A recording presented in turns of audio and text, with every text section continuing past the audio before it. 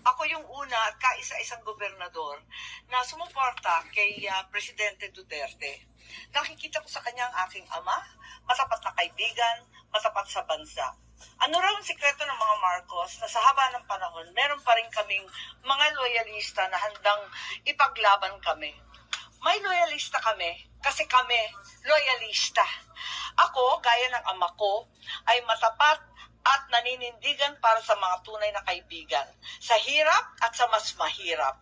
Sa mabibilang na ligaya at sangkatutak na pagdurusa. Yan ang iniwang legasya sa akin ng aking ama. Sa atin ng ating Pangulong Ferdinand Edralin Marcos. Ang makatotohanang pagkakaisang hindi lamang bula lang ng bibig, pagkakaisang ng hulugan ng pagiging isa. Sapagkat kung ang isang